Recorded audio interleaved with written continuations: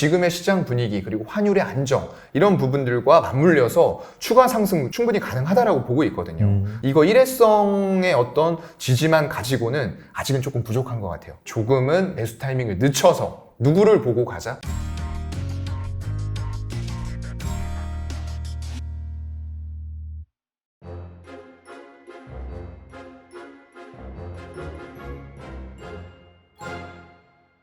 사영관 차장님 모셨습니다. 안녕하세요. 예, 안녕하세요. 잘 지내셨습니까? 네, 잘 지냈습니다. 시장은 안 좋은데 잘 지내네요. 이러면 안 되는데.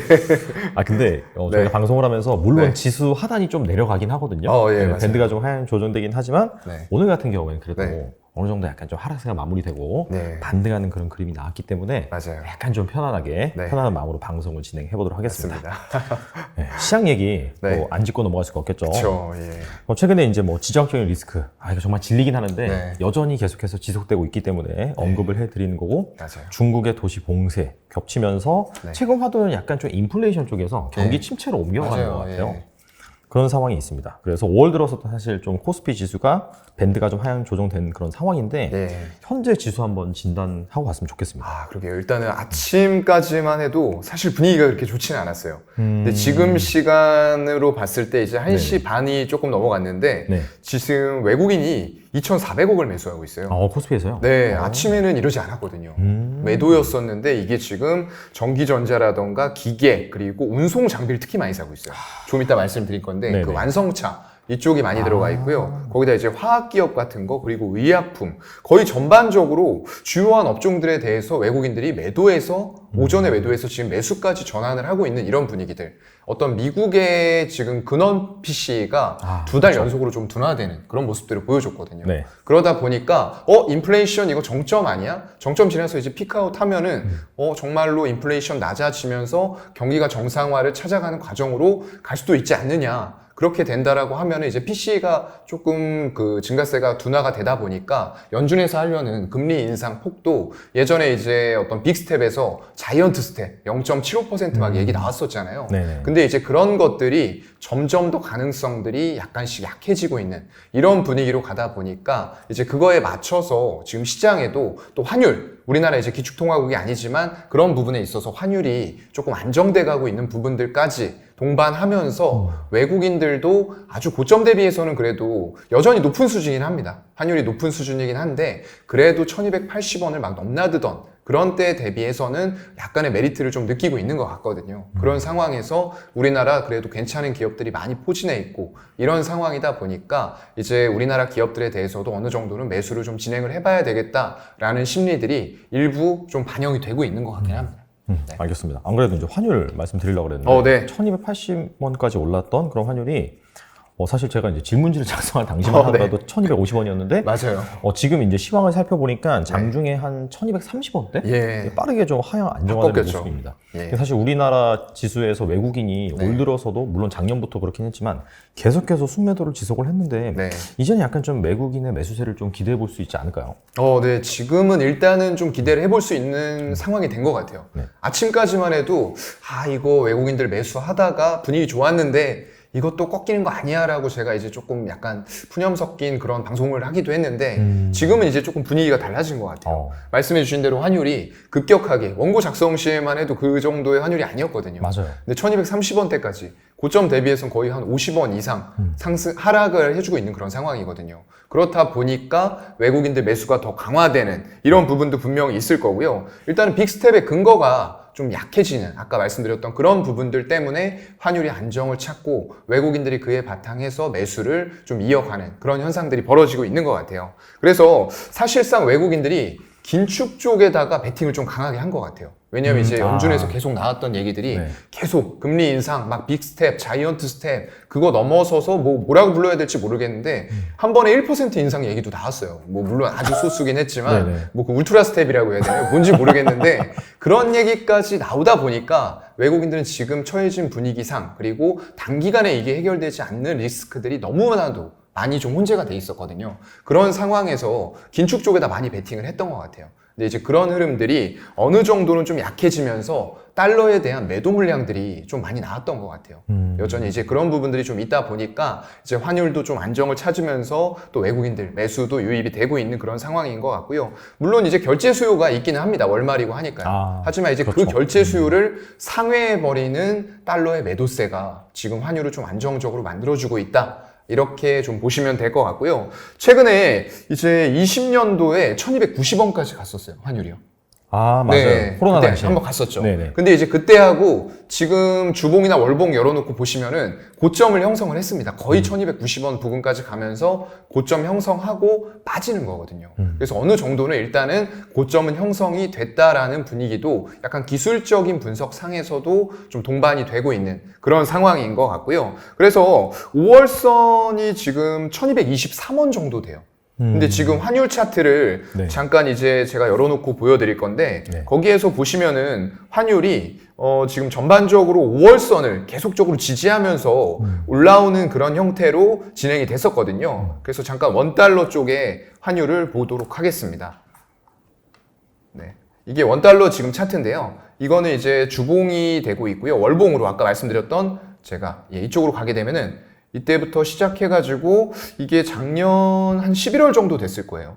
이때부터 시작해서 환율이 요금 잠깐 안정되는 듯 하다가 또 지속적인 상승을 만들 때 월봉의 종가상으로 5월선을 계속 지지받고 올라가고 있어요. 잠깐 빠지는 것 같지만 네. 또 지지받고 하면서 지금 이제 5월선이 이번 달의 기준으로 보게 되면은 5월선이 지금 1223원. 아까 말씀드렸던 그 정도 부근이거든요. 그렇다고 하면은 기술적인 관점에서 봤을 때 그리고 지금의 어떤 약간 이제 빅스텝, 자이언트 스텝까지 가는 그런 부분들이 조금 약화됐다라는 부분 같이 생각해 봤을 때에는 5월선까지도 조금 더 하락을 할 수 있지 않을까라고 저는 보고 있거든요. 얼마 남지는 않은 것 같아요. 한 16원 정도 남아 있는 것 같은데 그 정도까지도 만약 하락해 준다고 하면은 당연히 이제 지수에는 외국인들의 매수가 들어오면서 추가적인 상승이 가능할 텐데 여기에서 이제 5월선 또 지지받고 올라가는 이 우상향 추세가 또 이어지느냐 아니면은 정말로 기술적인 구간에서 5월선이 월 마감으로 끊어지면서 이게 정말 밑으로 하향세가 펼쳐지고 어떤 인플레이션은 정말 피크아웃 해서 이제 내려가는 분위기고 물가도 안정되고 이런 상황들로 가게 되면은 결국에는 조금 우호적인 분위기들이 형성이 되면서 환율도 더 안정세를 빠르게 찾고 외국인들의 매수가 좀 지속적으로 유입이 될 수 있지 않을까 그렇게 좀 보고 있습니다. 알겠습니다. 그리고 앞서서 결제 수요라고 말씀하신 부분은 아무래도 이제 수출을 많이 하는 맞아요. 그런 기업들이 이제 결제 대금을 환전을 하면서 그렇죠. 네. 그러면서 이제 뭐 외화를 팔고 이제 원화를 사다 보니까 맞습니다. 그런 부분 때문에 환율이 약간 좀 더 많이 내려갔다. 네네. 그렇게 보면 될 것 같고요. 그래서 확실히 좀 환율이 안정화되면은 외국인의 매수세를 기대해 볼 수 있는 부분인 것 같고, 네. 그 다음에 이제 사실 그 시장이 경기 침체 쪽으로 약간 좀 포커스를 두고 있다라고 네네. 말씀하셨잖아요. 네. 근데 이게 어떻게 보면은 좋은 이슈는 아니잖아요. 그렇죠. 네. 네. 그럼에도 불구하고 이 연준의 그 강력한 긴축 스탠스를 누그러뜨린다는 그런 부분을 호재로 인식을 해서 약간 최근에 환율도 하향 안정화되고 맞아요. 지수가 반등하는 것 자체가 어떻게 보면은 좀 이미 좀 많이 하락해서 그 부분을 네. 선반영했기 때문에 이러한 상황이 발생한다. 그렇게 볼 수 있을까요? 그럴 가능성도 있다라고 보는데요. 뭐 정확하게는 알 수는 없습니다만 네. 이제 추측을 좀 해보자고 하면은 사실상 이런 식으로 어떤 긴축이 약해질 수 있다라고 해서 또 지수가 올라가는 이런 상황들이 좀 일반적인 상황은 솔직히 아니잖아요. 이제 정말로 어떤 그 물가 상승률이 이제 완화가 되고 긴축들이 조금 약화가 된다. 그렇다고 하면 금리 인상 속도가 늦어진다라고 했을 때 오히려 정상화가 빠르게 돼야 되는 타이밍을 놓치는 게 또 될 수도 있거든요. 근데 지금 현재는 너무나도 연준 쪽에서 가파르게 그동안에 연준이 계속 해왔던 얘기 보면은 인내하겠다. 계속 인내하겠다. 일시적이다. 이런 식의 얘기를 하다가 지금 제때 올릴 타이밍을 사실상 좀 많이 놓쳤어요. 그렇다 보니까 연준은 굉장히 그런 이슈에 대해서 지금 민감할 수밖에 없습니다. 이번에도 놓치면 이라는 생각을 자꾸 머릿속에서 하고 있을 거예요. 그렇다 보니까 어떤 지표들이 확인이 된다고 하면 예전보다는 굉장히 좀 빠르고 기민하게 움직일 가능성이 좀 더 있다라고 보는 거죠. 그래서 글쎄요, 이런 부분에 있어서 조금 약간 그 긴축이 완화가 된다라고 했을 때 올라가는 지수의 반등 부분들 아직까지는 이게 완벽한 반등이라고 보기에는 조금은 무리가 있을 것 같아요. 지금 오전에도 일단은 외국인들이 매도를 하다가 매수로 전환된 부분들이 있는데 이렇게 약간은 조금 트레이딩 정도로 접근하는 투기적인 자금들이 증시에 좀 많이 들어와 있는 것 같아요. 아무래도 변동성이 대형주에 대해서도 굉장히 크게 일어나거든요. 위아래로요. 그럼 그런 종목들에 대해서 레버리지를 사용하는 투기적인 자금들이 들어온다고 하면은 방향성만 잘 추종한다라고 했을 때에는 정말로 이제 큰 종목들은 뭐 10배, 20배까지도 레버리지를 사용하는 쪽이 있는 걸로 저는 알고 있어요. 그렇게 된다고 하면은 정말로 큰 종목들 요즘에 한 3, 4% 정말 우습게 움직이거든요. 그렇게 됐을 때 방향을 잘 추종한다라고 하면은 그 정도의 움직임에서도 한 30% 이상의 수익이 창출이 될 수가 있는 투기적인 환경인 거죠. 그래서 그런 자금들이 조금 많이 들어와 있다라고 생각이 되고요. 그래서 아직까지는 외국인들 매수 기조가 이어지고는 있습니다. 하지만 이제 간밤에 미국이 또 한번 휴장을 했잖아요. 메모리얼 데이로 해서 휴장을 했기 때문에 지금 어떤 일들이 또 일어날지는 아직까지는 확신할 수 없는 단계인 것 같아요. 그래서 조금 더 확인은 필요할 것 같고요. 아까 말씀드렸던 대로 근원 PC가 이제 연준 쪽에서 주로 보는 인플레이션의 지표인데 그게 둔화가 돼서 좋은 건 맞습니다. 하지만 이런 부분에 있어서는 한 번 더 체크는 저는 좀 필요할 걸로 보이거든요. 그래서 다음 달에도 이렇게 피크아웃 하는 모습들이 정말 나타나면서 상반기에 최고점 찍고 하반기부터는 안정이 되어 가는지 이런 부분들까지 확인하면서 우리는 지금 좀 제가 볼 때는 개인 투자자들은 모험을 할 필요가 없는 구간인 것 같아요. 굳이 이렇게 어려운 시장에서 정말로 남보다 뛰어난 수익률을 내려고 막 하기보다는 조금 더 안정적이고 그런 안정적인 부분들이 아까 말씀드린 어떤 환율의 하락이라던가 조금 더 인플레이션이 피크아웃을 찍었다라는 근거들이 더 모여야 되는 거겠죠. 그런 것들이 모이면서 일단은 개인들이 투자할 만한 환경들이 외국인들에 의해서 먼저 조성이 되었을 때 그걸 안전 마진 삼아서 우리는 조금 늦더라도 그런 것들을 확인하고 들어가자라는 차원으로 말씀을 드리고 있습니다. 추가적으로 뭐 환율이 하락할 그런 가능성은 뭐 기술적이거나 그런 부분이 있긴 하지만 아직까지 방향성이 완전히 잡히지 않았다. 그래서 어느 정도 리스크를 안고 있는 그런 구간이기 때문에 맞습니다. 그런 부분들을 감안을 하셔서 투자하시면 좋겠고 원숭이 두창 이게 갑자기 그 새로운 리스크로 좀 부각이 됐거든요. 그러게 말이에요. 참. 뭔가 좀 코로나의 그런 데자뷰처럼 느껴지는 듯한 그런 언론의 뭐 무슨 과격한 보도 때문인지 모르겠으나 그런 분위기가 있어요. 이거는 어떻게 보세요? 이게 참 뭐 그 옛날 말로 말하면 역병 이런 거죠. 너무 옛날 단어를 제가 좀 쓴 것 같은데 이게 이제 코로나에 너무 사람들이 크게 이제 상심하고 다치다 보니까 이 원숭이 두창이라는 거에 대해서도 엄청 뭐 새롭고 그런 건 아니에요. 그런데 일단은 이런 것들이 발병됐다, 막 돼지열병 발병됐다 이런 것들에 대해서 민감해질 수밖에 없는 그런 약간 심리적인 요인들도 크게 작용을 하지 않았나라고 생각이 되고요. 언론에서 또 너무 이런 것들을 확대 해석하는 그런 쪽들의 일부 극단적인 뉴스들이 조금 더 그런 걸 부채질을 하는 것 같아요. 근데 일단 결론부터 말씀드리면은 이거는 그냥 잠깐 테마성 종목들 움직이고 지나갈 만한 리스크다라고 저는 좀 말씀을 드리고 싶어요. 제가 좀 찾아보니까 일단 원숭이 두창의 치명률이 최대 6%입니다. 되게 높네요. 네. 이게 낮은 건 아니에요. 근데 이제 콩고 쪽에서 9명이 사망을 했는데 아프리카 외의 지역, 아프리카 밖의 지역에서 사망한 어떤 사례는 아직까지는 확인이 된 게 없어요. 그리고 WHO에서 이제 위험을 2단계로 격상을 시켰습니다. 0에서 4단계까지 위험도를 구분을 하거든요. 근데 이제 한 단계, 보통 위험으로 격상을 시켰다라는 부분들이 나온 거고요. 지금 비아프리카 지역을 보게 되면은 한 23개국 정도에서 400명 정도가 확진이 된 것 같아요. 네, 확진자 수 자체가 아직까지는 많지가 않아요. 그래서 국내에 전문가들이 얘기하는 바로는 유입이 된다고 하더라도 굉장히 이런 방역시설이나 이런 것들이 우리나라가 생각보다 잘 되어 있습니다. 그리고 다른 나라 선진국들도 아마 코로나 시대를 거쳐왔기 때문에 굉장히 이런 부분에 민감하게 하고 대응을 잘 할 거라고 저는 믿고 있거든요. 그렇기 때문에 일단 이런 부분에 있어서는 글쎄요, 그렇게 크게 치명률이 정말로 높게 나오지 않을 것 같고요. 그리고 확진자 수 자체가 일단은 많지 않을 것 같다. 이렇게 좀 말씀을 드리고 싶고 이게 공기 중에서 코로나는 전파가 굉장히 쉽게 빠르게 됐습니다. 근데 이런 부분들이 굉장히 가능성이 낮다라고 하고 있고요. 전체적으로 지금 전용 치료제가 존재하고 있어요.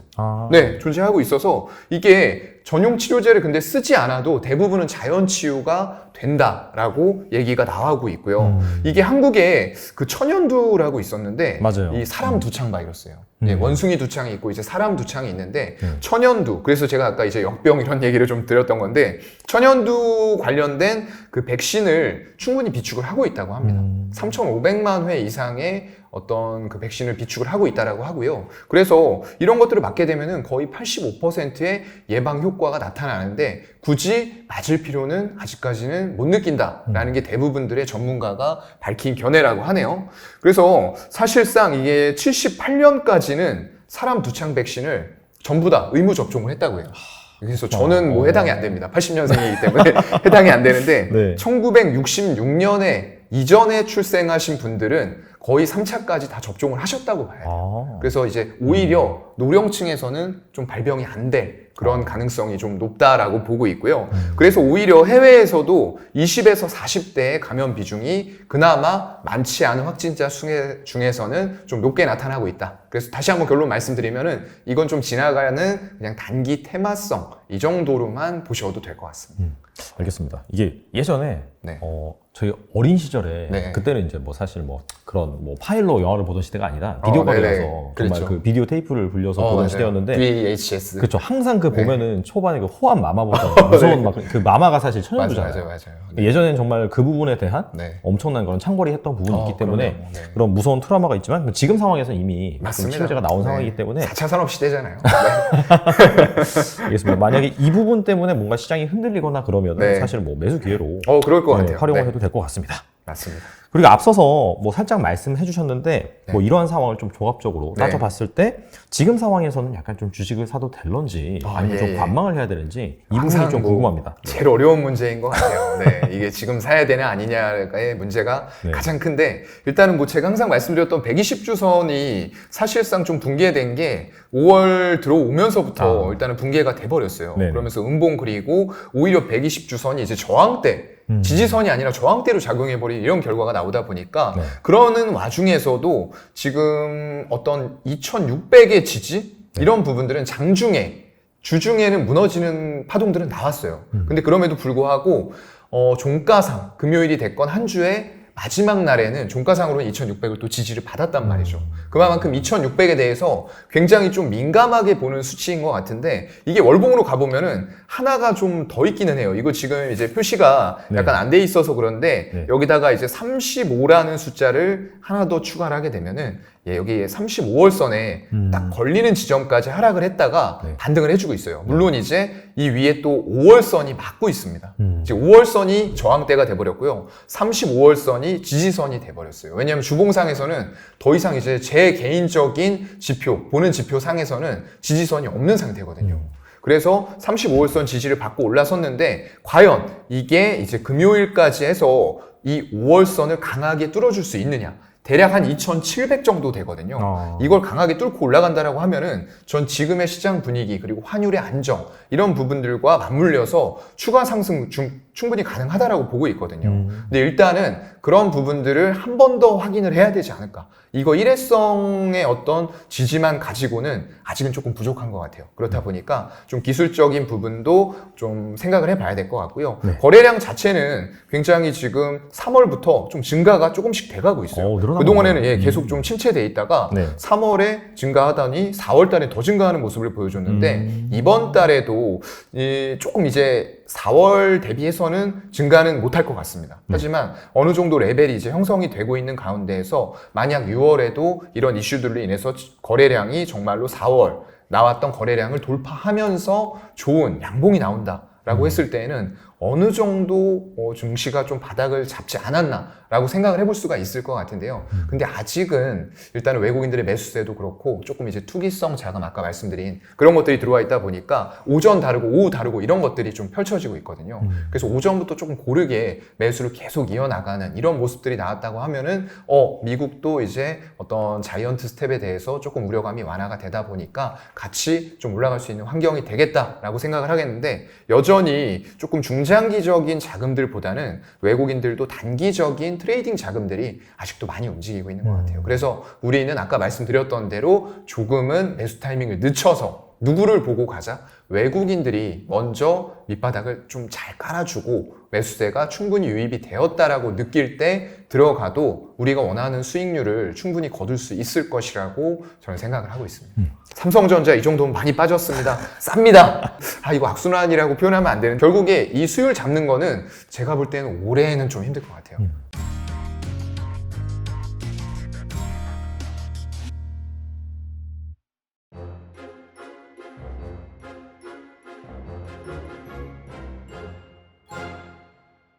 지금까지 시장 전망에서 알아봤는데 이제 본격적으로 약간 좀 섹터나 종목에 대해서 알아보도록 하겠습니다. 네. 미국 증시가 이제 전일 휴장이었고 대신에 이제 지난주 금요일 날 기술주들을 중심으로 양호한 상승세를 보여줬는데 특히나 이제 반도체 주식들, 뭐 엔비디아라든지 브로드컴, 마이크론 등 이런 주식들이 좀 강한 반등세를 보여줬어요.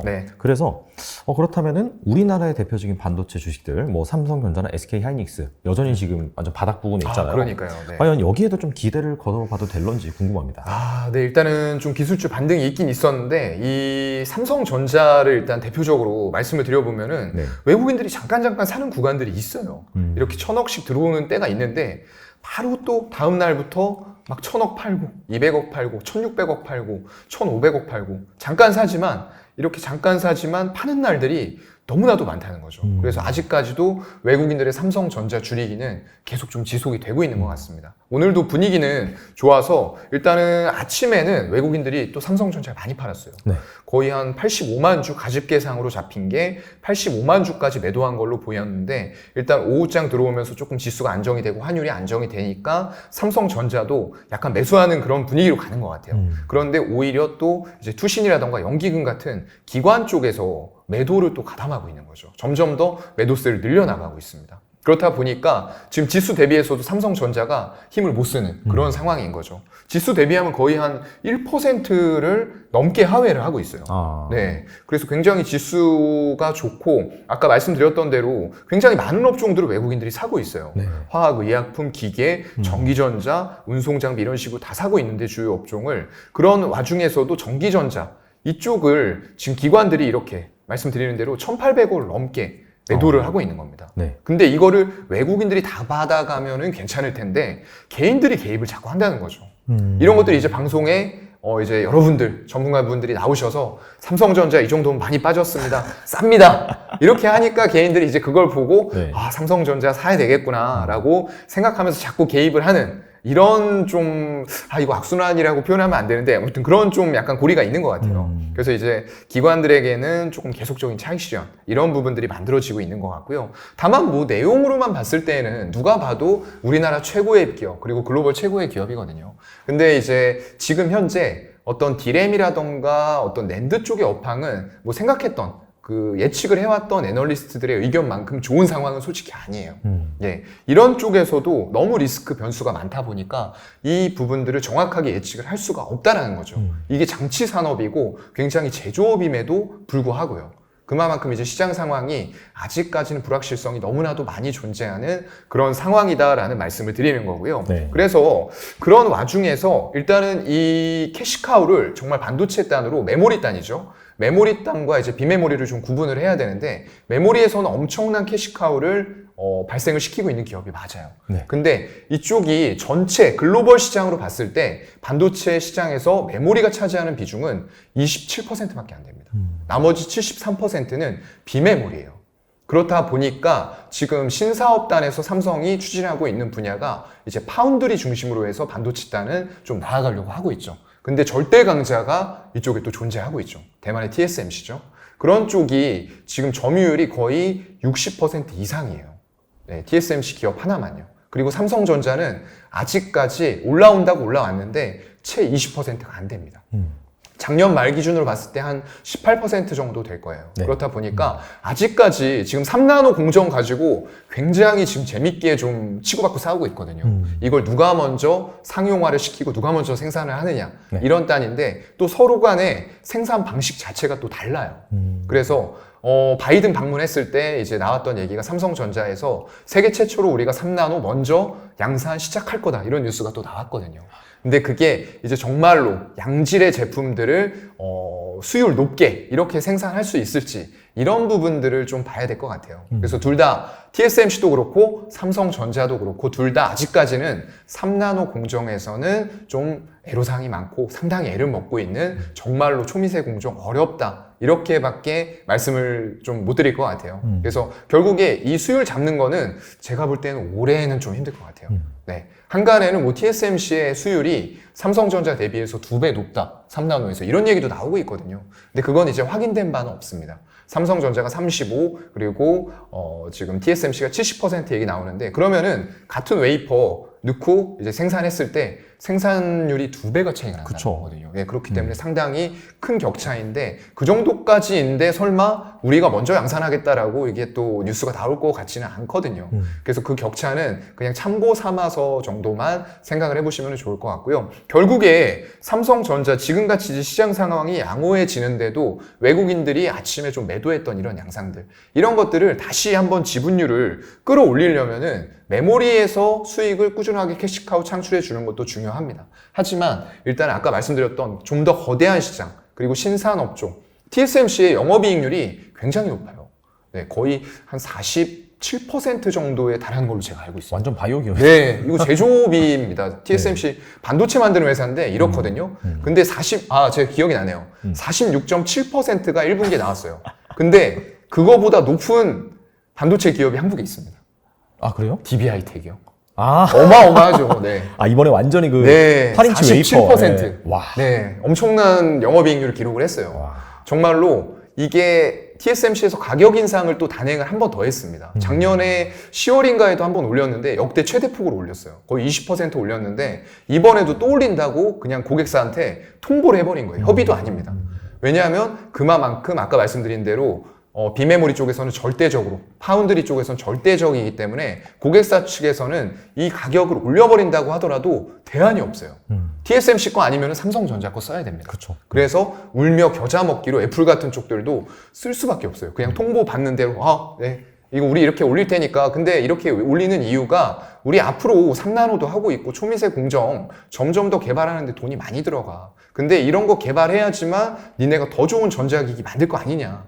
합리적인 것 같죠. 근데 이제 조금 약간 강매 뭐 이런 올려도 살 수밖에 없으니까 약간 그런 분위기로 가는 것 같기도 하고요. 그래서 일단 TSMC가 가격 결정권을 그만큼 갖고 있다, 독보적이다라는 말씀을 드리는 건데, 삼성전자는 이제 후발주자잖아요. 아까 말씀드린 대로 20%가 채 안 돼요. 근데 오히려 TSMC에서 그런 식으로 가격 올려버리면은 삼성전자에서는 운신의 폭이 굉장히 넓어져요. 지금 이제 18%밖에 안 되는 점유율을 오히려 이런 기회에 끌어올릴 수도 있다는 거죠. 네, 삼성은 돈이 또 없는 기업이 아니잖아요. 그렇죠. 유보율이 엄청 쌓여 있기 때문에 오히려 이제 치킨 게임식으로 예전에 메모리 할 때처럼 들어가 버리는 수도 생각을 할 수가 있을 것 같아요. 이렇게 가격 인상 통보 니네들한테 다 했어? 그러면 우리는 가격 안 올릴 테니까 우리한테 와. 이런 식으로 해서 오히려 고객사 점유율을 늘려버리는 거죠. 이런 기회.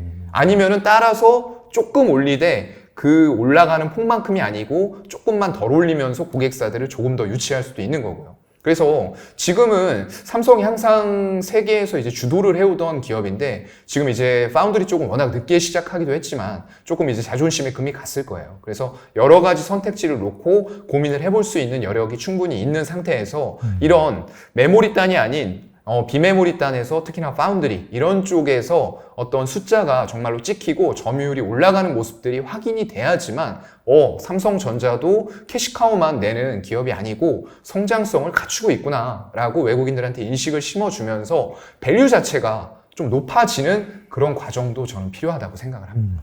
사실 수급적인 관점이라든지 그다음에 현재 약간 좀 비메모리 시장에서 입지 이런 것을 봤을 때는 사실 지금 상황에서 뭐 추가적으로 막 의미 있게 상승하기 힘들긴 하나 대신에 이제 뭐 그런 영업 환경을 살펴보면 TSMC가 이제 강력하게 가격을 올리고 이런 부분들이 사실 삼성 입장에서도 긍정적인 부분이니까 그렇죠. 장기적으로 봤을 때는 그런 부분 좋다라고 볼 수가 있겠네요. 네, 맞습니다. 알겠습니다. 그리고 슬슬 약간 좀 대형주가 반등한다 그런 말이 여기저기서 나오고 있는 것 같아요. 그동안 약간 좀 중소형주가 강세였다라고 한다면. 자, 그래서 대표적인 대형주, 뭐 반도체를 방금 뭐 짚어봤었고, 인터넷, 2차 전지, 바이오. 자, 이 중에서 뭔가 지금 좀 저가 매수? 내지는 뭔가 밸류에이션 메리트? 그런 것들이 있는 주식이 뭐가 있을까요? 글쎄요. 지금 네이버 카카오 이것도 지금 이제 말씀을 드릴 수밖에 없는 게 삼성전자가 개인들 연초에 이제 시작해가지고 가장 많이 매수한 건 당연히 삼성전자입니다. 근데 2위가 뭘까요? 네이버입니다. 네이버예요? 네, 3위가 카카오. 네, 3위가 카카오. 줄줄이 이어지죠.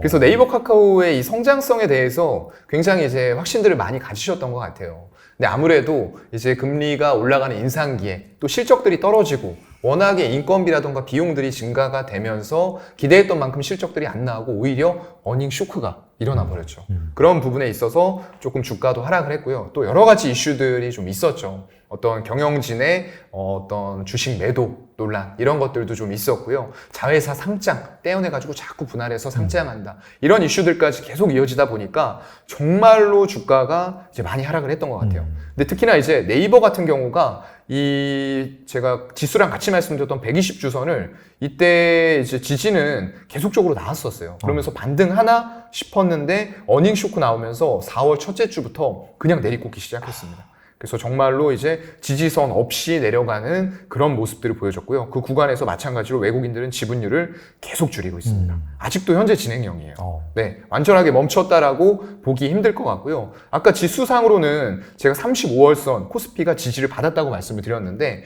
지금 네이버는 그 35월선도 깼어요. 그래서 오히려 이게 올라갈 때 외국인들 매수가 강하게 들어오지 않으면은 저항선으로 작용이 되면서 지금은 반등을 조금 해주고 있습니다. 왜냐하면 이제 수급이 최근 들어와서 보면 네이버의 수급이 조금 개선되고 있어요. 3일 동안 외국인들 들어왔고요. 오늘까지 하면 4일이 되겠죠. 거기다가 기관 쪽에서도 어제 620억을 대량 물량을 좀 밀어넣었어요. 투신 쪽에서 140억, 연기금에서 200억 가까이 물량이 들어오면서 외국인 기관이 동반 매수가 들어오다 보니까 지금 3일째 거의 한 8% 넘게 올라가고 있죠. 종합적으로요. 수급 관점에서 보는데 네. 개인은 팔고 외국인과 기관이 산다는 거는 되게 긍정적인 시그널이긴 하네요. 거의 99%는 긍정적이라고 봐야 될 것 같아요. 네. 이런 특히나 대형주 따는 제가 항상 말씀드리는 게 개인들 수급 가지고 어찌 할 수 있는 종목들이 아니에요. 네. 워낙에 시총이 크고 외국인과 기관들은 말씀을 드렸다시피 개인들은 정말로 한 명 한 명이 전부 다 그냥 각각 개미예요. 절대 뭉치거나 이렇게 협조하지 않습니다. 네. 그런데 외국인과 기관들은 몇몇 과점 상태에 있는 외국인과 기관들이 신기하게 보면은 초반에 막 투신하고 연기금이 산다 하면은 사모펀드 따라 들어오고 금융투자 따라 들어오고 은행 따라 들어오고 그래요. 그리고 외국인들도 같이 동반 매수하는 모습들도 보여주고요. 그래서 외국인하고 기관하고 합쳐지고 개인하고는 항상 조금 약간 반대로 움직이면서 항상 그 뉴스 많이 나와요. 연초 이후에 이제 이때쯤 되면은 외국인들이 매수했던 종목들의 수익률 그리고 개인들이 누적 순매수한 종목의 수익률 어떤가 맞아요. 비교하는 거 항상 나옵니다. 맞아요. 한 1년도 빠지지 않고 계속 나오는데 그렇게 놓고 보면은 개인들이 순매수한 종목들의 수익률은 항상 좀 처참해요. 그렇죠. 지수 대비해서도 안 좋으려니와 외국인이나 기관들 대비해서는 정말로 안 좋습니다. 그래서 제가 항상 드리는 말씀이 여러분 각각이 이제 개미 투자자가 되겠지만 이제 개미처럼 생각하고 투자하지는 마시고 외국인이나 기관들의 행보를 보면서 좀 투자를 하셨으면 좋겠다. 약간 좀 슈퍼개미 같은 마음으로 그렇게 좀 투자를 하셨으면 좋겠다라고 말씀드리는 게 이제 그런 부분 때문에 그렇고요. 그래서 잠깐 또 이어서 말씀을 드리면은 이제 수급적인 면에서 일단은 조금 바닥을 잡는 모습들은 나왔어요.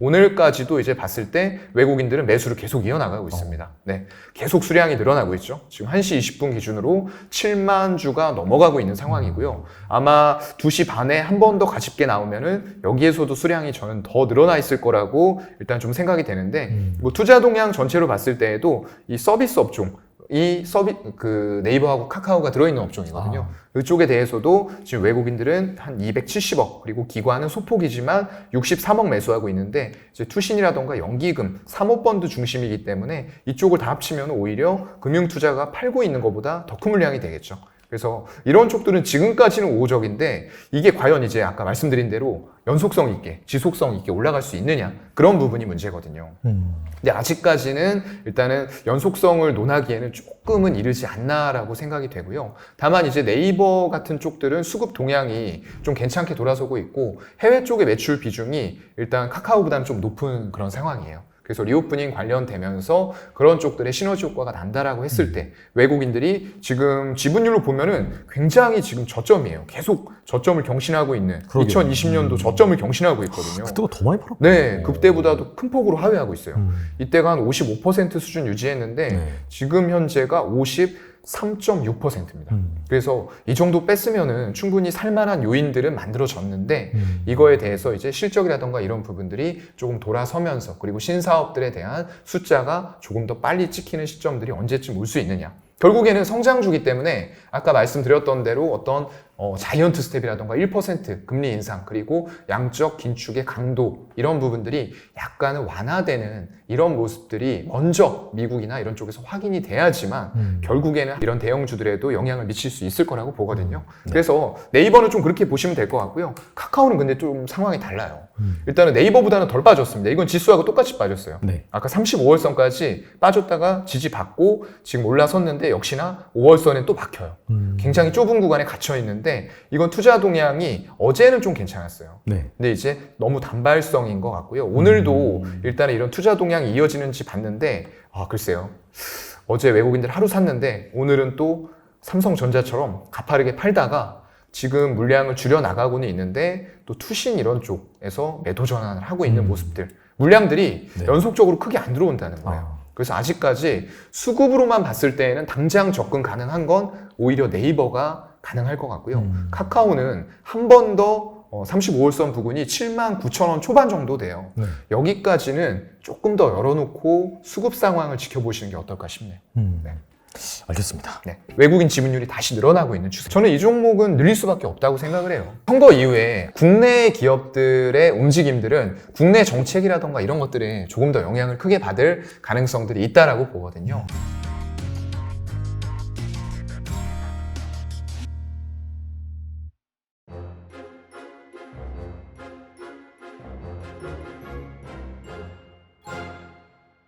그러면 그 혹시 뭐 2차 전지나 바이오 이런 쪽은 어떤가요? 그러면? 네.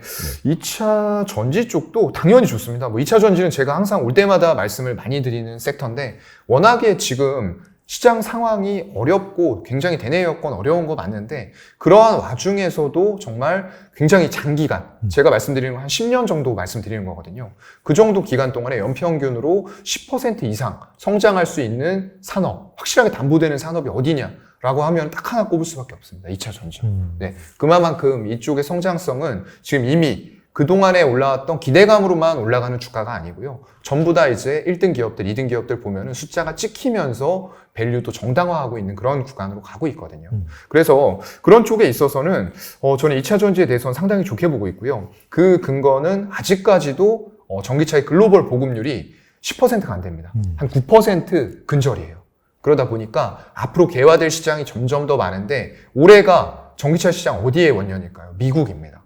네, 예전에는 유럽 쪽에서 이제 유럽 연합이나 이런 쪽에서 환경적인 부분을 이유로 들어서 완성차 업체들한테 통보를 했죠. 니네 올해 일정 비율, 이 정도 비율을 친환경 차로 판매하지 않으면은 수조 원대 벌금 때릴 거야.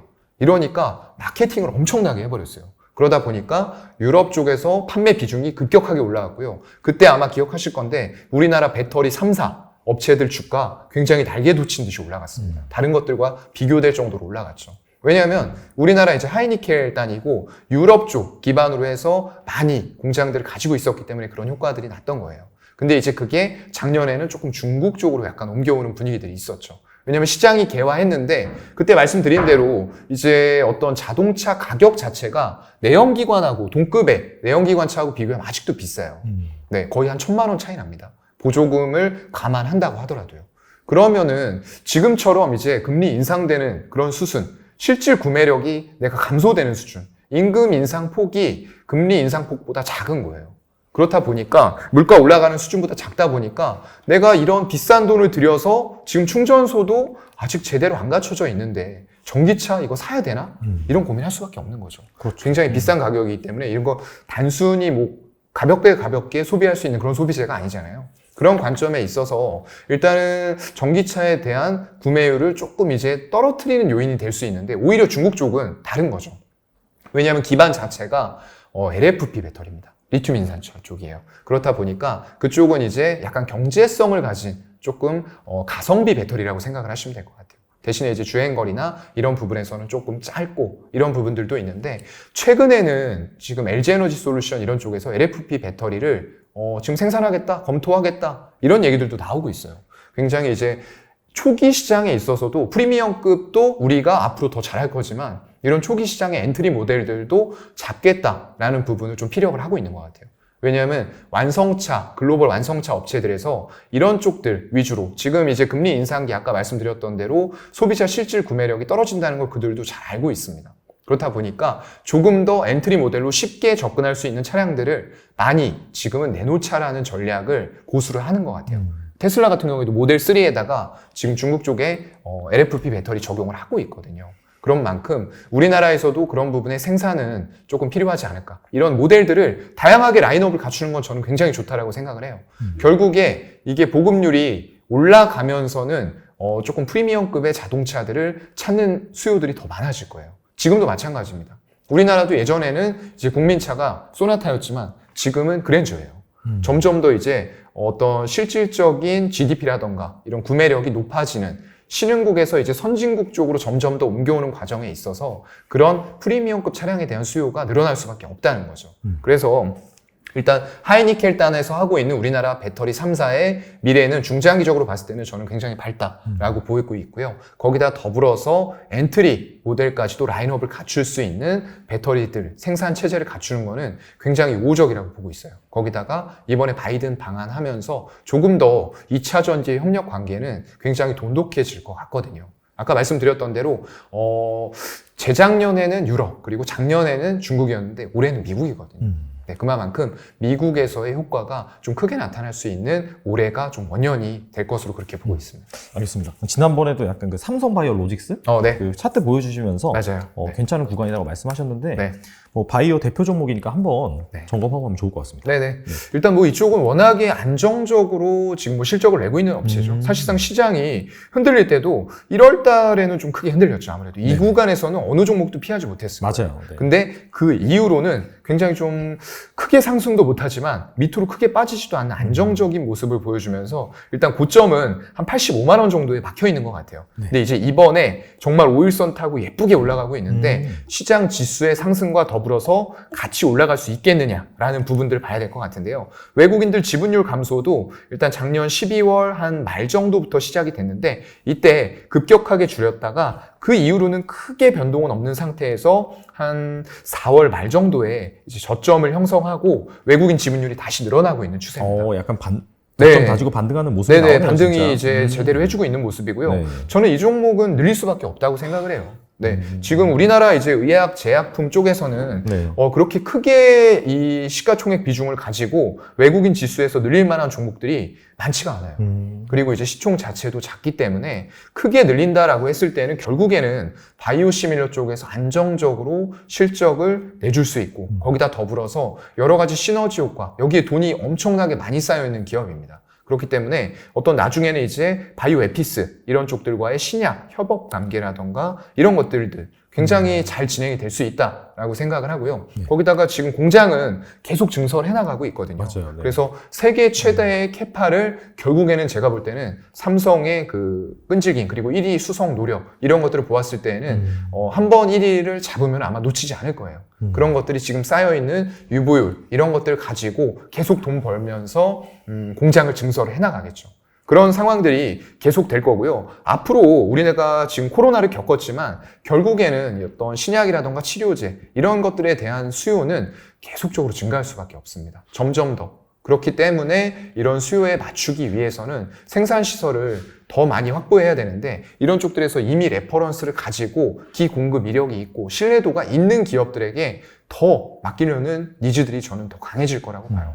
굉장히 중요한 거잖아요. 우리의 몸속에 투입이 되고 먹는 그런 용도이기 때문에 이런 거에서 리스크를 크게 짊어지고 갈 어떤 글로벌 제약사들은 없다라고 저는 생각을 하거든요. 그래서 그런 관점에서 봤을 때는 외국인들 지분율 아직까지 이제 상장이 되지 얼마 않은 이런 부분들도 있겠지만 외국인들이 이제 지분율을 한창 때 한 11.2% 넘게 늘렸다가 지금은 한 10.5% 아래에서 움직이고 있는 것 같아요. 네. 그런데 이 최고점 지분율을 뚫고 더 늘릴 가능성들이 충분히 있을 만큼 시총도 좀 커져야 될 것 같고요. 그런 상황에 있어서는 다른 어떤 신약이라던가 이런 쪽들만 하는 곳과는 좀 당연히 차별화를 받아야 되는 그런 기업이라고 좀 생각을 하고 있습니다. 알겠습니다. 이제 사실 바로 당장 내일부터는 6월 달입니다. 네. 6월 달이기 때문에 뭔가 좀 6월을 맞이해서 주목할 만한 그런 주식이 뭐가 있을지 궁금하긴 하거든요. 네. 네. 6월 첫날부터 쉬네요. 너무 좋습니다. 네네. 하루에 또 휴식이 이렇게 또 꿀맛 같은 휴식이 또 오는데요. 하루 잘 쉬었다가 이제 미국 시장도 상승을 하고 또 우리나라도 그 선거 이후에 조금 더 탄력을 받아서 올라가는 장세들이 좀 잘 펼쳐지면 좋겠다라는 좀 희망을 가져보고요. 네. 일단 좀 말씀드리고 싶은 거는 여러 가지 이제 선거 이후에 아무래도 이제 해외 여건들도 있긴 하지만 국내 기업들의 움직임들은 국내 정책이라던가 이런 것들에 조금 더 영향을 크게 받을 가능성들이 있다라고 보거든요. 그래서 선거에서는 항상 뭐 나오는 얘기들이 있습니다. 뭐 주택 공급이라던가 어떤 출산, 저출산, 노령화 이런 쪽들도 나오고요. 일자리 이런 얘기들 많이 나오는데 이런 선거 이후에 조금 더 이제 윤 대통령님과 이런 뽑힌 쪽들에서 협의를 잘 해서 여러 가지 안건들이 세부적으로 이제 디테일하게 마련이 되는 그런 장이 될 수 있다라고 좀 생각을 하거든요. 그런 관점에서 봤을 때에는 저는 좀 대형 건설주 쪽에 이게 당장 6월이 될지 모르겠습니다. 네네. 그런데 조금 중기적으로 봤을 때에도 왜냐하면 이게 1년 집권 1년 차에 가장 이런 정책들을 강하게 푸시를 하거든요. 그런 관점에서 봤을 때에는 건설주들에 대해서 조금 더 가시적인 얘기들이 많이 나오지 않을까라고 생각을 하고 있는 거고요. 일단 역대 최고 지방선거율을 보여주고 있어요. 사전투표율이죠. 지금 20.6%를 기록을 하면서 굉장히 높은 그런 관심을 보여주고 있는 상태고요. 그래서 이게 사실상 1분기에 보면은 철스크랩 가격이 전년 동기 대비했을 때 한 18% 정도 상승을 했습니다. 그렇다 보니까 원가의 상승 부담이 상당히 좀 크게 반영이 된 그런 구간들이 있었고요. 그래서 이게 정책 기대감으로 주가들이 올랐다가 전부 다 같이 빠지는 그런 현상들이 좀 발생이 됐었거든요. 근데 이제는 다시 한번 좀 올라갈 때가 되지 않았나 싶고요. 특히나 이제 제가 대형 건설사에 주목을 하고 있는 것은 이렇게 어려운 시장 상황에서도 어떤 협상력이라던가 우월적 지위 이런 부분들이 분명히 있는 곳이 대형 건설사이기 때문에 어떤 매출 총이익률의 3% 이내 정도로 하락으로 좀 마무리를 잘 한 것 같아요. 방어를 좀 해준 거죠. 네. 그런 부분에 있어서는 좀 대형 건설사를 보는 게 더 맞다라고 생각이 되고요. 또 크게 250만 호 얘기가 나오는 만큼 이게 중소형 건설사들에게도 물론 기회 요인은 될 수가 있을 것 같습니다. 하지만 그만큼 시공 능력을 보유하고 있고 확실한 캐파를 가지고 있는 쪽들에게 수주가 더 돌아갈 가능성들이 높다라고 일단 보고 있는 거거든요. 네. 그래서 일단은 지금 글쎄요, 이게 해외 쪽도 뭐 플랜트도 있을 거고 하지만 저는 일단은 국내 쪽에 주택 관련된 그런 기업들에 조금 더 관심을 보였으면 좋겠다라고 생각을 하고 있는 거고요. 이제 GS건설 되게 똑똑한 브랜드를 보유하고 있죠. 자이라는 브랜드를 보유하고 있는데 브랜드 파워가 엄청납니다. 뭐 보시게 되면은 전부 다 이제 이 집을 선택을 할 때는 브랜드를 주부, 아내, 와이프들이 좀 많이 선택을 한다고 하거든요. 근데 그쪽에서 이제 브랜드 순위권에서 항상 탑을 달리고 있는 그런 브랜드가 또 자이라고 해요. 네. 그렇다 보니까 이런 브랜드만 보고도 뭐 분양 했을 때 청약을 넣는다던가 뭐 이런 식의 그런 청약을 하는 분들도 있으시다고 하더라고요. 그 정도로 이제 브랜드 파워는 굉장히 좀 독보적이다라고 좀 생각을 하고 있고요. 그래서 수도권 정비라던가 도시개발 사업에서 굉장히 강점을 가지고 있는 그런 기업이에요. 그래서 21년 작년 기준으로 봤을 때 도시 정비 시장 점유율이 한 9%, 뭐 독보적으로 아주 높은 기업은 없습니다. 근데 그 중에서 선두권에 서 있는 업체고요. 9%를 가져가면서 굉장히 수익성이 주택 사업이 높습니다. 해외 플랜트라던가 어떤 다른 것보다도 굉장히 높기 때문에 이런 쪽들에서 정말로 가시적인 성과가 나온다고 하면은 재무제표 자체가 획기적으로 달라질 수가 있는 그런 분야거든요. 그래서 일단 9%로 1위를 점유를 하고 있고요. 현대건설도 있습니다. 이 현대건설이 원래는 어떤 국내 쪽에 많이 치중이 되어 있는 업체는 아니었는데 이 해외 쪽에 수주가 굉장히 컸었던 업체였어요. 근데 이게 감소를 하면서 한 10조 원대로 내려왔거든요. 그런 상황에서 이제 주택 쪽의 비중이 약간 커지는 그런 결과들이 나왔고요. 2015년도부터 대규모 주택 공급을 실시를 했습니다. 그러면서 작년 말 기준으로 봤을 때에는 일단은 한 10조 원까지 주택 공급이 증가한 걸로 나오고 있어요. 굉장히 단기간에 한 2조 원 수준에서 10조 원까지 늘리면서 수익성을 확보했다라는 부분 긍정적일 것 같고요. 그래서 힐스테이트 가지고 있죠. 브랜드 역시요. 네. 그쪽도 굉장히 좋은 브랜드로서 점유율 한 8% 정도를 GS건설에 이어서 가지고 있고요. 마지막으로는 이제 대우건설이 좀 될 것 같은데요. 워낙에 오랜 시간 동안 주택개발 사업에 집중을 해왔던 그런 기업입니다. 그런 기업이기 때문에 일단은 뭐 대우도 푸르지오라는 브랜드를 또 가지고 있고요. 역시나 지금 말씀드렸던 이 세 개의 브랜드는 주부 사이에서 굉장히 선호도가 높은 브랜드로 알려져 있어요. 그렇다 보니까 국내 주택 시장에서도 점유율 거의 한 9에서 7% 정도를 각각 배분하는 이런 식으로 좀 과점 형태로 가져가고 있는 기업들이고요. 그래서 이 정도의 좀 국내 주택에 특화되어 있는 기업들은 지금부터는 다시 한번 좀 봐야 되지 않을까? 라는 관점에서 좀 말씀을 드렸습니다. 알겠습니다. 24일 동안 외국인들 매수가 들어왔어요. 실적이라던가 향후의 성장성 이런 것들을 보고 지금 외국인들이 출고 대기 기간이 16개월에서 17개월 기다려야 된다. 분명히 좋은 실적이 단기적으로 그치지 않고 계속 나올 수 있는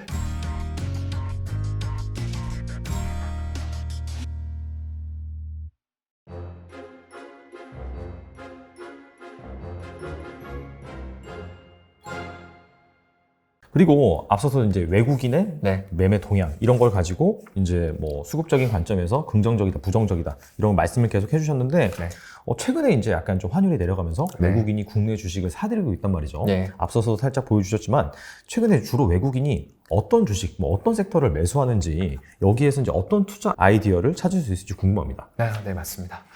오늘도 일단은 뭐 3,400억까지 지금 2시 20분 현재 외국인 매수가 늘어나고 있습니다. 굉장히 우호적인 현상이라고 보이고요. 네. 일단 제가 집계를 좀 해본 게 한 8일 이상 외국인들이 순매수한 종목을 좀 찾아봤어요. 그랬더니 지금 가장 최장기 매수한 게 연속적으로 매수가 끊이지 않고 들어온 일수를 말씀을 드리는 겁니다. 현대해상 같은 경우가 지금 24일 동안 외국인들 매수가 들어왔어요. 와, 네. 엄청 많이 샀네요. 네. 일단은 금리 인상의 어떤 급격한 금리 인상 자체는 지금 최근 들어서 좀 감소를 했지만 그동안에 나왔던 얘기들은 계속적인 금리 인상이 생각보다도 빠르게 진행이 될 수 있다라는 부분들이 나타나면서 시장을 눌렀고 오히려 이제 금리 인상의 수혜주로 분류되는 금융주 쪽에는 약간의 영향을 좀 미쳤다라고 보이거든요. 그래서 이쪽을 보게 되면은 뭐 주가가 크게 움직이거나 그랬던 부분들은 없어요. 그런데 일단은 작년 말 정도가 되겠죠. 12월 말 정도에 외국인 지분율이 굉장히 낮았었어요. 25%가 안 되는 수준이었거든요. 네네. 근데 거기서부터 지금 거의 한 5개월 정도 되는 기간이죠. 지분을 한 5% 넘게 지금 외국인이 늘리고 있어요. 그리고 최근 들어서도 계속 이 주가 자체는 이제 쌍고점을 맞고 34,000원에서 쌍고점이 형성된 이후에는 살짝 빠지고 있어요. 아마 이게 이제 기관들 쪽에서 약간 차익 실현이 단기적으로 나오면서 꺾였을 텐데 외국인들은 계속 지분을 늘리고 있다는 거죠. 네, 그래서 30%까지 늘리면서 안정적인 지수 대비해서 안정적인 흐름들을 보여주면서 이제 작년 11월, 12월에 저점 23,000원 부근부터 34,000원까지 지속적인 상승을 보여온 이후에 잠깐 조정 그리고 다시 횡보 정도 단계로 들어와 있는 것 같아요. 이게 아마 오늘도 외국인들이 사고 있어요. 그렇다고 하면은 25일 연속 이제 기록을 또 세워나가고 있을 거고요. 거기다가 또 삼성생명 같은 경우가 14일 연속 매수하고 있어요. 둘 다 공교롭게도 이제 금융 관련된 종목들이죠. 네. 오늘도 이제 외국인들이 매수하고 있는 걸로 봐서는 이제 15일 연속 순매수가 오늘까지 될 것 같고요. 역시나 지금 이제 추세를 보시게 되면은 외국인들 매수가 꾸준히 이어지는 만큼 뭐 지수도 그동안에는 이제 조금 올라오는 파동들이 나왔지만 조금 무거운 종목 치고는 그래도 괜찮은 흐름들을 보여주고 있어요. 그러면서 지금 7만 원 부근까지 이제 상승하는 흐름을 보여주고 있는 가운데에서 네. 사실 뭐 그렇게 크게 움직이지는 못했던 것 같아요. 코로나 이후에 한 그래도 3배 정도는 올라왔네요. 3배 정도 올라왔다가 그 이후에 꺾이는 흐름이 나오면서 6만 원대 지지를 굉장히 견고하게 받는 과정에서 일단은 외국인들 지분율이 꾸준히 늘어나고 있는 그런 종목이다라고 좀 말씀을 드릴 수가 있을 것 같고요. 네. 그 뒤쪽으로는 마찬가지로 이제 14일 매수하고 있는 종목이 있는데 금융주는 아닙니다. 네. 인텔리안테크였어요. 네, 항공 우주, 이제 위성 뭐 이런 쪽들로 분류가 되는 종목인데 네네. 굉장히 좋은 종목이죠. 우량 종목이라고 볼 수가 있는데 네네. 정말 이제 한 92,000원 부근에 고점 매물대를 지금 돌파를 못 하고 있어요. 계속 올라가기만 하면은 부딪히고 주봉상으로 윗꼬리를 다는 지점이거든요. 근데 아마 이번에 올라가면은 지금 같은 시장 분위기에서 좀 돌파를 할 수도 있지 않을까라고 생각이 되기는 하는데 일단 그건 좀 수급 상황에서 더 봐야 될 것 같고요. 네. 외국인들이 지금 지분율이 역대 최대로 늘어나고 있어요. 네. 보시게 되면은 지금 기대감으로 단순히 올라왔던 때와는 다르게 정말로 글로벌 각 기업들이 이런 목표를 가지고 우주 산업이라던가 이런 쪽들을 추진해 나가는 과정에 있다 보니까 그게 어떤 주가의 등락과 관계가 없습니다. 이게 사실상 미래를 예측하는 좀 가장 좋은 방법이 뭔지 아세요? 몰라요. 미래를 그냥 만들면 됩니다. 네, 그러네요. 내가 원하는 대로 만들면 되는데 이게 대기업들이 하는 방식이거든요. 그러네요, 진짜. 네, 내가 원하는 대로 이미 이 기업에 유보율은 굉장히 많이 쌓여 있어요. 투자 자금을 가지고 내가 미래를 만들어 나가면 되는 겁니다. 그러면은 자연스럽게 그 밑에 있는 기업들과 소비자들은 따라오게 되어 있어요. 트렌드를 만들어가는 거죠. 네, 그래서 이런 미래를 만들어가는 과정을 이미 글로벌 대기업들이 다 하고 있어요. 우리나라뿐만 아니라 해외 유수의 기업들도 이 우주 쪽에는 굉장히 꽂혀 있잖아요. 그래서 막 이렇게 사람들 모아가지고 단체 우주 관광 떠나고 막 이러잖아요. 그런 부분들이 이제 지금은 일부 정말 돈 많은 사람들의 어떤 즐길거리, 놀이, 유희 이 정도로 생각이 될 수가 있을 텐데 미래에는 우리가 지금 비행기 타고 뭐 제주도, 일본 이렇게 가는 것처럼 그런 것들이 정말로 그냥 단순히 하나의 일상이 우주로 나가는 그런 우주 여행이 일상이 될 수도 있다는 거예요. 그래서 그런 쪽에서 포커스를 맞춰보고 뭐 물론 이게 관광만을 위한 목적은 아닙니다. 여러 가지 이제 위성이라던가 이런 부분들은 어떤 뭐 군사적이라던가 기업에서도 많이 쓰고 있는 그리고 국가 차원에서도 많이 쓰고 있는 부분이기 때문에 그런 쪽으로 봐서 실적이라던가 향후의 성장성 이런 것들을 보고 지금 외국인들이 이런 어려운 어떤 매크로적인 환경들, 성장주에 대해서 밸류에이션이 깎이는 과정에서도 외국인들이 14일 연속적으로 순매수를 하는 모습을 보여주면서 최고가를 경신하려는 모습들을 보여주고 있는 게 아닐까라고 좀 생각을 해보겠습니다. 알겠습니다. 네. 이게 확실히 우주항공 쪽은 어떻게 좀 테마인가? 하고 네. 이제 생각이 들다가도 확실히 추세라든지 외국인의 지분 확대 현황을 보니까 네. 그게 아니라 약간 장기적으로 보고 있구나. 그런 맞아요. 것들이 네. 느껴지네요. 네, 단순 테마라고 보기에는 조금 이제 무리가 있을 정도로 실적을 내는, 왜냐면 이게 기본적으로는 방산을 테마로 베이스로 가져가기 네네. 때문에 실적들이 굉장히 잘 나오는 기업들이 우리가 생각하는 것보다 많다는 거죠. 네. 알겠습니다. 그리고 명불허전이란 말처럼 네. 2차 전지주들이 최근에 양호한 그런 흐름을 보여주고 있습니다. 앞서서 말씀해 주셨죠. 그리고 이제 저희 방송에 이제 나오시면서 네. LG 에너지 솔루션 경쟁력에 대해서 말씀해 주셨는데 네. 사실 상장하고 나서 한때 막 30만 원대 중반까지 막 빠졌잖아요. 맞아요. 네. 그럼에도 불구하고 괜찮다, 장기적으로 좋다라고 말씀하셨는데 네. 최근에 또 많이 올랐죠. 네, 맞습니다. 시가총액 2위를 탈환했습니다. 맞아요. 그래서 사실 다행입니다. 적중했어요. 장기적으로 중장기로 보시라는 게 네. 그런 키워드가.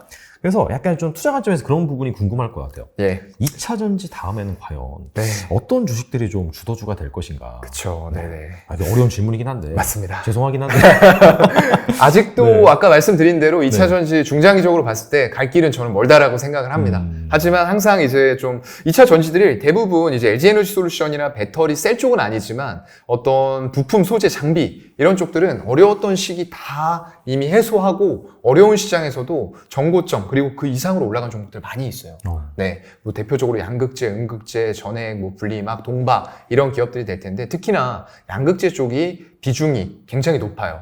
전체 그 2차 전지를 말씀을 드리는 거예요. 네. 2차 전지 배터리 중에서 차지하는 게 이제 한 60% 정도 되는데 그 중에서도 32%를 양극재가 차지하고 있거든요. 그렇다 보니까 비중이 굉장히 높습니다. 네네. 그리고 점점 더 이게 쇼티지, 공급 부족 현상으로 수요는 폭증을 하고 있는데 공급은 부족한 상황으로 가고 있는 것 같아요. 그렇다 보니까 각각 완성차 업체의 CEO들이 전부 다 우려를 표하고 있어요. 한 내년, 내후년에는 우리 이거 지금 배터리가 부족해서 생산을 완성차를 못할 것 같아.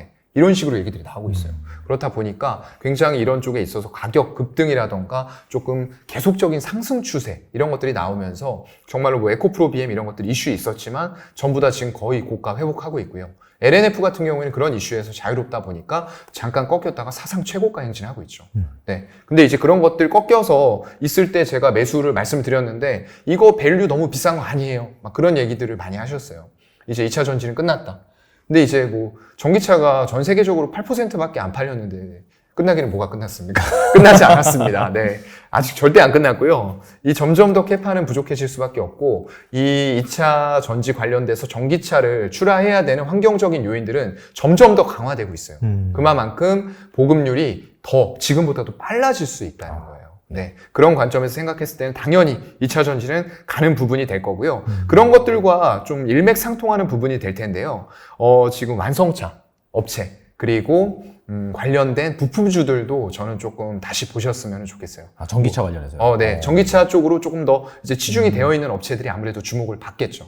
네. 그런 쪽들로 보면은 이제 현대 기아차 이런 쪽들이 1분기에 또 환율 효과도 물론 있었지만 실적이 잘 나왔잖아요. 특히나 이제 기아차 같은 경우에는 형보다 나은 아우의 모습을 좀 보여주면서 지금 EV 쪽 전기차 판매 비중이 올라오는 모습들을 또 보여주고 있어요. 이게 사실상 현대차 그룹에서 약간 그 전기차 패권을 좀 일시적으로 놓쳤던 구간이 분명히 있습니다. 그러면서 수소에 집중하려는 모습들을 보여줬는데 시장성이 안 나오거든요. 그렇다 보니까 이거 정말로 전기차가 당분간 굉장히 오랜 기간 동안 잘 가겠구나 라는 부분들을 좀 체크를 했던 거죠, 다시. 그러면서 이제 EV 쪽의 판매 비중이 올라오고 있는 그런 상황이고요. 네. 지금 뭐 관련주로는 이제 부품주들도 같이 보게 되면은 현대모비스라던가 뭐 만도, 구형테크 그 밑단에 좀 작은 종목들도 많이 있어요.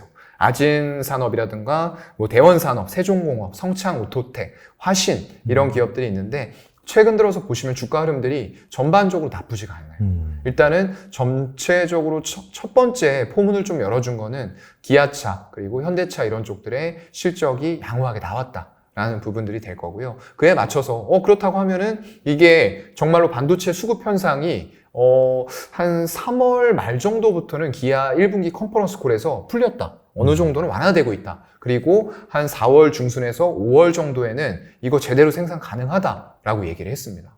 정말로 이게 심각했어요. 저도 궁금해서 이제 여기서 말씀을 드렸는지는 모르겠는데 그 가장 인기 있는 모델이죠. 지금 소렌토 하이브리드 네. 기아차잖아요. 그쪽의 모델을 일단은 제가 시험 삼아서 계약금 10만 원이니까 네, 나중에 안 하면 그냥 빼면 되거든요. 네. 그래도 워낙에 이제 인기가 높기 때문에 제가 취소해도 사갈 사람은 많이 이렇게 줄을 서 있습니다. 그런 부분은 걱정 안 하셔도 될 것 같고요. 그래서 그쪽에 궁금해서 제가 계약을 직접 걸어봤어요. 몇 개 걸어봤습니다. 와, 인기 모델들에 대단하시네요. 대해서. 네, 걸어봤는데 그 당시에 이제 제가 한 3개월 전에 걸었는데 네. 출고 대기 기간이 16개월에서 17개월 기다려야 된다. 16일이 아니라 16일. 예, 네, 16일이 아니고 16개월에서 17개월 기다려야 된다라고 나왔어요. 네, 지금 뭐 스포티지 같은 경우에도 한 15개월 얘기를 그때 했었고요. 그만큼 정말로 반도체 수급이 원활하지가 않았던 거예요. 근데 이제 이런 부분들이 만약에 풀리면서 정말로 그런 인기 차종들 그리고 해외 쪽에서 어떤 지금 반응이 오고 있는 전기차의 판매 비중이 늘어나고 있는 이런 부분들 같이 종합적으로 되면서 차량 생산이 지금 캐파가 없어서 못하는 게 아니거든요. 할 수 있는 캐파를 갖춰놨음에도 불구하고 반도체 수급 때문에 그랬던 겁니다.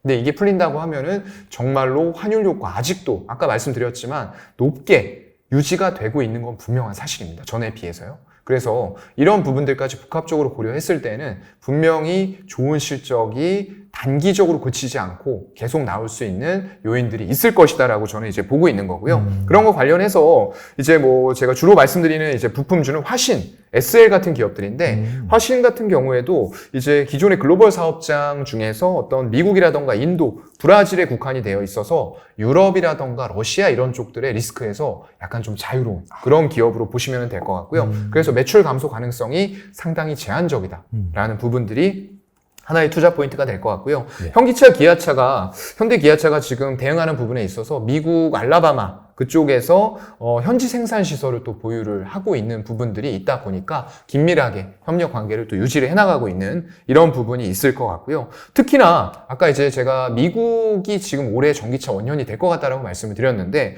미국 쪽에 화신 법인이 있어요. 네, 화신 아메리카라는 법인이 있는데 네. 그쪽에 1분기 지금 실적을 보게 되면은 전년 동기 대비해서 25% 이미 성장을 했어요. 근데 이게 원년 반영되면서 점차적으로 더 생산할 수 있는 요건들이 만들어진다라고 했을 때는 굉장히 우호적인 환경들이 펼쳐질 것 같습니다. 그래서 이런 부분들 관련해서는 중장기적으로 또 미국에 기진출한 국내 배터리 3사 업체들이 있잖아요. 이런 업체들과 굉장히 긴밀하게 협력 관계를 유지를 하면서 신사업단에서 OEM으로 배터리 케이스 이런 부분들에 대한 수주 기대감들도 같이 가지고 있기 때문에 이 부품단에 있어서는 여러분들 이거 기억하셔야 돼요. 예전에 아무리 지금 현대 기아차와 독보적인 어떤 점유율을 가지고 내연기관 관련된 부품을 생산을 해왔던 그런 업체다라고 하더라도 이걸 친환경단의 부품으로 R&D 개발이라던가 그동안에 보면은 굉장히 뭐 현기차도 힘들었지만 그 밑에 부품주는 더 힘들었어요. 재무제표 웬만한 거 열어놓고 보시면은 정말로 최악의 시기를 지나왔습니다. 그래서 이런 기간에도 쌓여있는 유보율을 가지고 R&D 쪽 계속 투자하고 긴밀한 협력 관계 유지하면서 그런 쪽으로 들어갈 만한 여러 가지 부품 이런 것들 개발했던 기업들은 분명히 차별화를 두셔야 돼요. 그래서 그런 쪽들이 결국에는 주가의 밸류를 높여줄 수 있는 요인들이 될 거기 때문에 이런 말씀 드리는 거고요. 네. 뭐 SL도 이제 마지막으로 하나 말씀드리면은 이쪽도 그 글로벌 고객사에 LED 램프를 많이 공급을 하는데 이 적용 차종 자체가 늘어나고 있어요. 예전엔 이게 웬만한 차에 다 옵션을 따로 넣었어야 돼요. 네. 근데 이게 아까 말씀드렸던 대로 그랜저급이 이제 국민차 한 4천만 원대가 그냥 평이하게 사는 가격대가 돼버린 거예요. 그러다 보니까 이런 가격대에서는 기본적으로 이런 사양들을 적용을 해주는 차량들도 늘어나고 있고 그런 급의 차량들을 사람들이 많이 선호를 한다는 거죠. 그래서 이런 수요는 자연스럽게 증가가 될 것 같고요. 또 하나 중요한 거는 GM입니다. GM 쪽에 이제 제네럴 모터스 쪽으로 픽업 트럭에 이 LED 램프를 같이 공급을 하면서 이쪽은 정말로 자동차 완성차 중에서는 공룡이잖아요. 근데 이제 테슬라에게 어떤 전기차의 주도권을 뺏겼는데 지금 양산 시설을 이제 다 갖추면서 또 아마 제가 볼 때는 시간이 조금 걸릴 수는 있겠지만 결국에는 테슬라의 어떤 생산량 이런 것들을 따라잡는 수순까지 가지 않을까라고 저는 보고 있거든요. 그래서 이런 부분에 있어서는 역시나 마찬가지예요. 지금 전동화 사업부를 출범하면서 첫 번째로 기아하고 지금 수주를 굉장히 큰 규모로 얼마 전에 발표를 했고요. 이런 것들이 결국에는 이제 배터리 전용 제역이라던가 핵심 부품단으로 가면서 역시나 이제 2차 전지, 전기차 관련된 밸류를 받을 수 있는 종목으로 탈바꿈을 하고 있다. 이렇게 보시면 될 것 같습니다. 알겠습니다. 상당히 다양한 아이디어를 가지고 또 네. 좋은 종목들을 말씀해 주셨는데 이런 종목들로 만약에 포트폴리오를 꾸린다. 예. 한 5천만 원 정도 있다라고 한다면 어떻게 포트폴리오를 꾸리면 좋을까요? 네. 지금 이제 뭐 제가 아까 당장 사는 거는 조금 보류하자라고 말씀을 드렸는데 그러한 와중에서도 일단 지금 괜찮게 움직이는 어떤 섹터와 종목들은 분명히 나타나고 있는 것 같아요. 그런 관점에서 본다고 하면은 일단 한 100% 중에 그래도 한 20에서 30%는 조금 현금을 보유를 하셨으면 좋겠어요. 지금 이렇게 조금 나아지는 상황이라고 해서 내 자산의 100%를 정말 어떤 뭐 한 종목에 그리고 한 섹터에 몰빵해 놓고 현금 없이 그랬는데 이게 또 미국에서 안 좋은 얘기 나오면서 지수가 또 빠져버리는 이런 형태가 왔을 때에는 내가 어느 정도 바닥을 또 잡을 수 있는 지점이 있는 걸 알더라도 투입할 현금이 없잖아요. 그럼 정말로 슬퍼질 수밖에 없습니다. 그래서 현금 비중은 제가 볼 때는 한 20에서 30%는 좀 남겨놓으시는 게 좋을 것 같고요. 아까 말씀드렸던 것들이 대부분이 될 것 같아요. 제가 이제 완성차하고 부품주 말씀을 드렸는데 이런 쪽들의 한 20에서 30% 비중을 실어서 분산을 해보시면 좋을 것 같고요. 뭐 주요하게는 이제 기아차, 현대차가 되겠죠. 그리고 부품주들은 뭐 하나에서 2개 정도 나눠서 전체적으로 자동차와 부품주를 분산하시면 좋을 것 같고요. 그 밑으로는 이제 건설주, 아까 말씀드렸던 대형주들 3개를 말씀을 드렸는데, 조금 한 종목에 대해서 확신이 안 선다라고 하시면은 한 2-3종목 정도에 분할해서 각각 한 10에서 15%씩 채워서 이쪽도 한 25에서 30% 정도 채워보시면 어떨까 싶고요. 그래서, 나머지 지금 한 20% 가량이 남는데, 이쪽은, 조선주. 네, 조선주 쪽에 저는 조금 담아보셨으면 좋겠어요. 이게 좀 리드타임 이제 납기라고 하는데 이 수주를 정말 잘 받고 있어요. 근데 이 수주가 재무제표로 팍팍팍 찍히지가 않기 때문에 주가들이 못 올라가고 있는 거거든요. 지금처럼 이제 시장 환경이 어려운 상태에서 재무제표 찍히지도 않고 수주는 많이 받았는데 실적 개선은 안 이루어지고 이러면은 투자들이 좀 잘 안 들어오는 것 같아요. 그렇기 때문에 이런 쪽에서 오히려 좀 납기를 빠르게 가져가고 있는 현대미포조선 이런 쪽의 선박은 조금 이제 납기가 좀 짧습니다. 그렇다 보니까 수주 받아서 재무제표에 찍히는 기간이 다른 지금 어떤 그 조선주들 대비해서 조금 더 빠르게 찍힌다는 거죠. 그래서 조금 더 빠르게 실적 확인하면 그만큼 주가는 빠르게 반응할 수도 있다라는 차원에서 말씀을 드리는 거고요. 그것 외에도 일단 수주들을 워낙 잘하고 있기 때문에 뭐 현대중공업, 삼성중공업 뭐 전부 다 저는 좋다라고 생각을 하고요. 그런 쪽들에 적절하게 한 20% 정도 분산 투자를 해놓고 일단 현금 한 20에서 30 정도 쥐고 좀 기다려보면 어떨까 싶습니다. 알겠습니다. 네. 오늘 좋은 말씀 많이 해주셨는데 마지막으로 이 투자자들을 위해서 한 말씀만 부탁드립니다. 네, 지금 뭐 여전히 어려운 시장이 지속이 되고 있고요. 이렇게 잠깐 올라온다고 해서 여러분들이 체감을 하실 수 있는 분들은 솔직히 많지 않을 거예요. 왜냐하면 너무나 이제 예전에 고점 부근에서 사셔가지고 많이 물려 있다가 이제 조금 올라가네 뭐 이렇게 한숨을 쉬고 계시는 분들이 좀 많을 것 같습니다. 하지만 뭐 시장이라는 거는 내가 만약에 그런 구간에서 레버리지만 안 썼다라고 하면은 비록 손절선을 놓치고 수익률이 크게 마이너스가 되어 있다고 하더라도 결국에 좋은 기업들, 개선될 기업들의 주가는 다시 우상향할 수 있는 방향으로 전 증시가 움직일 거라고 생각을 하고 있거든요. 물론 그 과정에서 한 번에 올라간다거나 이러지는 않을 거예요. 진통도 많고 여러 가지 이제 불확실성의 리스크가 뭐 수면 위아래로 올라갔다 내려갔다 하는 과정에서 내 수익률도 같이 흔들리겠지만 마음도 흔들리겠죠. 근데 이제 결국에 나중에 두고 조금 중장기적인 시간을 두고 봤을 때에는 어떤 실적, 기업의 실적이라던가 모멘텀들은 배신을 좀 하지 않는 것 같습니다. 그래서 약간 조금 이제 어차피 어려워진 상황인 만큼 이제 좋아질 일만 남았다라고 좀 마음 편하게 생각을 하시고 그런 관점으로 접근을 하셨으면 좋겠습니다. 네, 오늘 사연관 차장님 나와주셔서 좋은 말씀 많이 해주셨는데 네. 제가 이제 많이 모셨지만은 네. 이번이 약간 좀 가장 좀 긍정적으로 네. 시장을 보시는 것 같아요. 약간 돌았었어요. 네. 그만큼 이제 악재가 많이 반영이 됐고 주가도 네. 많이 내려왔기 때문에 사실 어떻게 본다면은 심적으로 너무 힘들 수도 있지만은 네. 이럴 때가 사실 동트기 전 새벽이 가장 어둡다고 맞습니다. 하면서 네. 좋은 기회가 될 수 있습니다. 그래서 다음 달에 더 좋은 말씀을 드릴 수 있었으면 좋겠네요. 네. 네, 알겠습니다. 네. 말씀해주신 종목 잘 스터디 한번 해보시고 괜찮은 종목이 있다면은 관심 종목에 편입시키시고 뭐 장기적으로 한번 검토해 보시면 좋을 것 같습니다. 네, 오늘 사연관 차장님 나와주셔서 감사합니다. 예, 고맙습니다.